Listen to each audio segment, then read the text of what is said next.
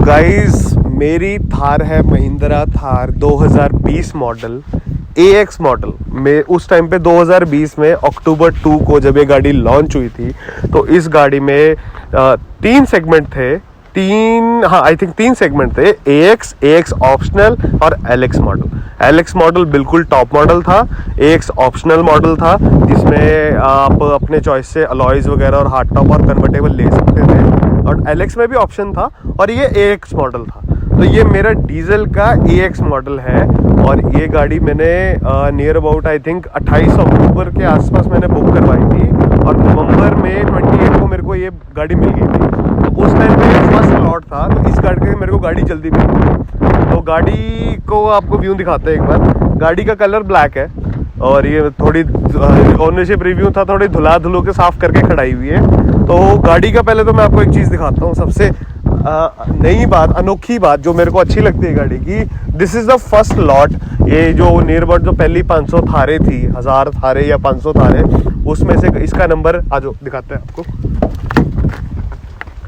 इसका नंबर है 308। चिराग दिखाओ।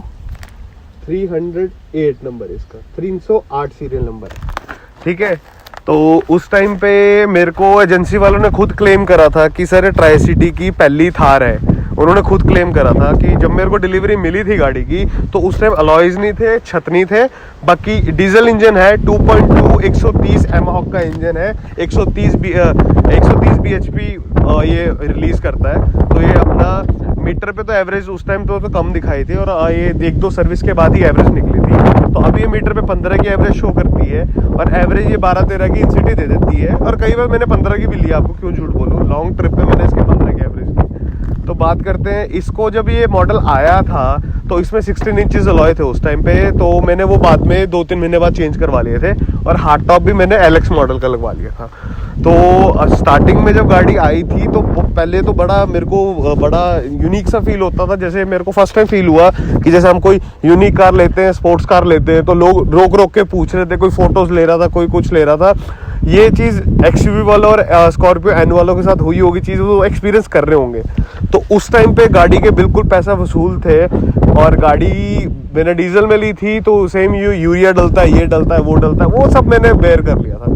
अभी गाड़ी की आपको अब नेगेटिव पॉइंट्स बताता हूँ। नेगेटिव पॉइंट्स ये था कि मेरी गाड़ी फर्स्ट लॉट था, मतलब बिल्कुल फ्रेश लॉट था, R&D वगैरह हो रखी थी गाड़ी की। तो सबसे पहले मेरे को गाड़ी की में दिक्कत आई थी दिसंबर में, जब 28 को मैंने अगर गाड़ी की डिलीवरी ली थी, 28 नवंबर में 2020 की बात बता रहा हूँ। तो दिसंबर में 7 या 8 में मेरे पास आई थिंक वीडियो भी पड़ी है, इसकी फर्स्ट टाइम पे प्रॉब्लम आई थी, सेल्फ उड़ गई थी इसकी। कोई वायरिंग इशू था तो सेल्फ उड़ गई थी, तो मैंने ये RSA करवा के गाड़ी एजेंसी भेजी, तो उन्होंने सेल्फ चेंज करके दे दी। तो आप बिलीव नहीं करेंगे, तो वो सेल्फ 2 महीने बाद दोबारा उड़ गई थी। तो मेरे पास विद प्रूफ है, मैं महिंद्रा की जो इनकी ऐप है, माई महिंद्रा ऐप पे, उस पर दिखा सकता हूँ मेरी गाड़ी रिकॉल हुई थी। तो उन्होंने सेकंड टाइम भी सेल्फ चेंज करी थी, आपको पहले मेन बात ये है। उसके बाद दिक्कत ये हुई थी, गाड़ी में छोटे मोटे माइनर इशू, ये वो वायरिंग प्रॉब्लम, ये वो परफॉर्मेंस में कभी कुछ कोई ना कोई दिक्कत आ ही रहती थी। तो मेरे स्टार्टिंग में 6-7 महीने तो मैं इतना परेशान हुआ, घर वाले भी बोल रहे हैं कि क्या गाड़ी है क्या नहीं है। मैं शुरू में डरने लग गया था कि इसको लॉन्ग ट्रिप पे लेके जाऊं, कल को खड़ी हो जाए या ख़राब हो जाए, ये हो जाए। तो मैंने जैसे तैसे करके 1 साल निकाल ही दिया। उसके बाद को मैं आपको इंजन का बताता हूँ। इंजन वाइज मेरे को कोई प्रॉब्लम नहीं आई गाड़ी की, बट गाड़ी की बिल्ड क्वालिटी इज, मतलब मैं आपको बिल्ड क्वालिटी को मैं 10 में से 5 की रेटिंग देता हूँ, 5 ऑफ 10। और बिल्ड क्वालिटी की बहुत बेकार रेटिंग है गाड़ी की। मतलब बस ये है कि आपका धक्का है, लोग देखते हैं गाड़ी, आपको अच्छा लगता है, बट बिल्ड क्वालिटी वाइज मैं अपने ओपिनियन से मैं टोयोटा यूज़ करता हूँ, दूसरी उसके हिसाब से 0 है। महिंद्रा वाले इतने पैसे ले रहे हैं, उसके बाद भी वो नहीं दे रहे, चलो फिर भी बंदा कॉम्प्रोमाइज़ कर लेता है, ठीक है।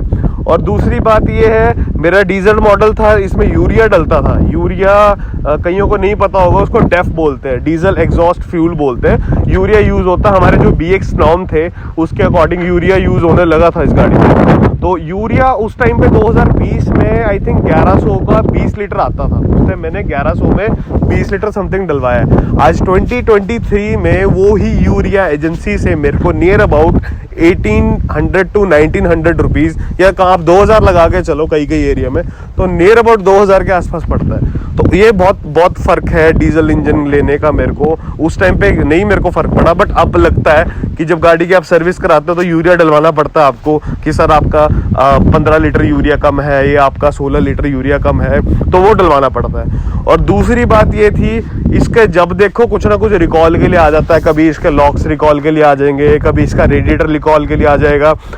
मतलब आप ये लगा लो कि गाड़ी तो मैंने ले ली, गाड़ी मैंने ब्लैक ले ली, ब्लैक कलर की ले ली, अलॉयज मैंने चलो पेंट करवा लिया, हार्ड टॉप करवा लिया, but as in performance wise Mahindra का, चलो स्टाफ का भी कोई दिक्कत नहीं है, स्टाफ ने भी बिरगो लिया।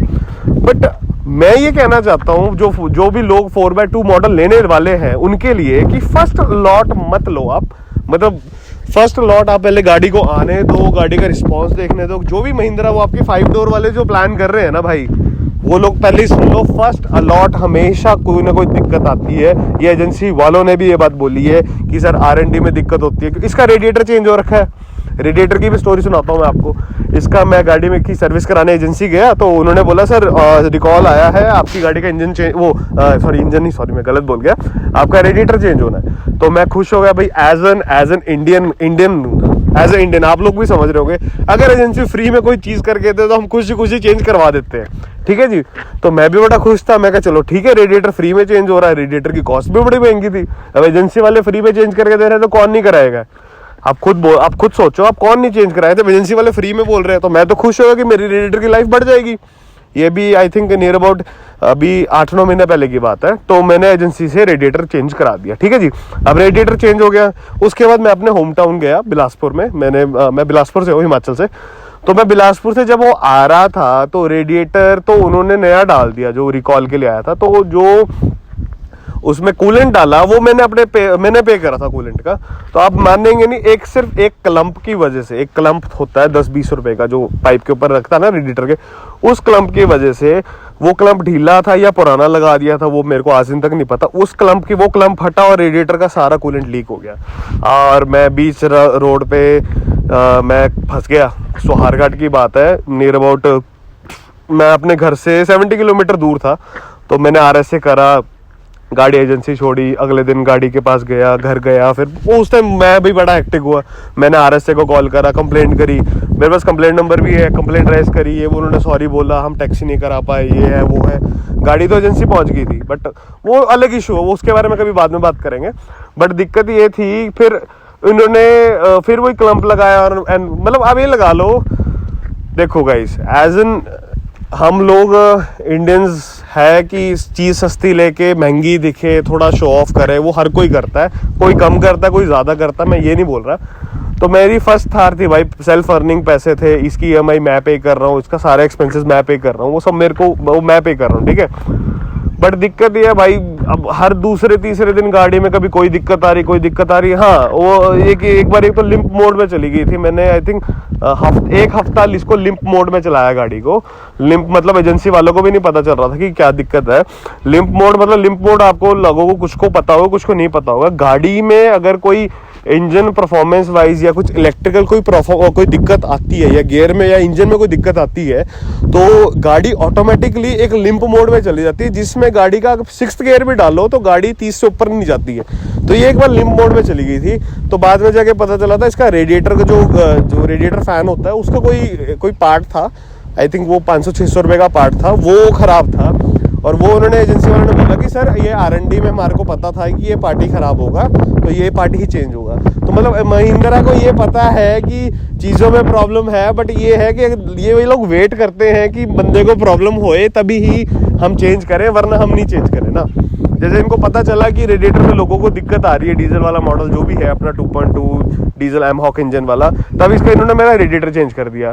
बट वो जो मैं आपको पार्ट बता रहा हूँ रेडिएटर का, फैन का, ठीक है, वो जो फैन का कोई चिप था, कोई आई थिंक वो तो प्रोसेसर था कि क्या था वो पार्ट, वो एजेंसी वालों ने R&D के लिए भेज दिया। मैंने इसमें फोटो क्लिक करी थी, बट अगर वो मेरा खराब ना होता तो वो चेंज ना करते। मतलब ये ऐसा हो गया ना, जो फर्स्ट लॉट था मेरा, फर्स्ट लॉट था गाड़ी का, मतलब कम से कम 1000 थारों में से मेरे 308 नंबर था गाइस। मैं बहुत दिक्कत हुई, मेरे को बहुत प्रॉब्लम हुई। मैंने कोई आफ्टर मार्केट मॉडिफिकेशन नहीं कराई गाड़ी में कि मैं ये सोचूं मैंने मॉडिफिकेशन कराई है तब दिक्कत आ रही है। कभी कोई नॉइज, कभी कोई नॉइज, कभी अंदर से नॉइज, कभी कुछ मतलब आगे लगा लो मेरा जो माई महिंद्रा ऐप का जो इनका होता है ना एक जिसमें हम पूरी कार डिटेल्स वगैरह चेक कर रहे थे, वो भरा पड़ा है गाइस, वो भरा पड़ा है। तो मेरे बोलने का मतलब ये, देखो मैं गाड़ी यूज कर रहा हूँ, अब मैंने ले लिया भाई, लोग मेरे को कमेंट्स में बोल देंगे कि भाई फिर तूने ली क्यों, तू रोके, तू बेच क्यों ना। भाई हम इंडियंस हैं, पैसे लगे हैं भाई, मैंने कम से कम 7 लाख रुपए की डाउन पेमेंट दी थी इस गाड़ी की यार, मैं गाड़ी कैसे चेंज कर लूंगा। लोग बोलेंगे कि अगर महिंद्रा वाले भी बोलेंगे आपको गाड़ी से दिक्कत है तो आप गाड़ी क्यों नहीं ये करो वो करो, हमारे पास लेके आओ। भाई मैं लेके आता हूँ, मेरा पूरा भरा पड़ा है। लोग भी बोलेंगे कि तेरे को इतनी दिक्कत है अपनी गाड़ी की, तो तेरी बेइज्जती कर रहा है। भाई बेइज्जती नहीं कर रहा, मैं ये कह रहा हूँ जो गलती मैंने करी है वो आप बिल्कुल भी ना करो, वो गलती आप बिल्कुल भी ना करो। फर्स्ट लॉट मत लेना, 4x2 जो भी आ रही है थार, जो भी नए मॉडल्स निकालेगी महिंद्रा, मेरे बोलने का मतलब फर्स्ट लॉट में सच में दिक्कत आती है और वो मत लो। और एक चीज और है, आपको एक नई डिफरेंट चीज दिखाता हूँ जो आपने कभी भी नहीं देखी होगी। आजा चिराग,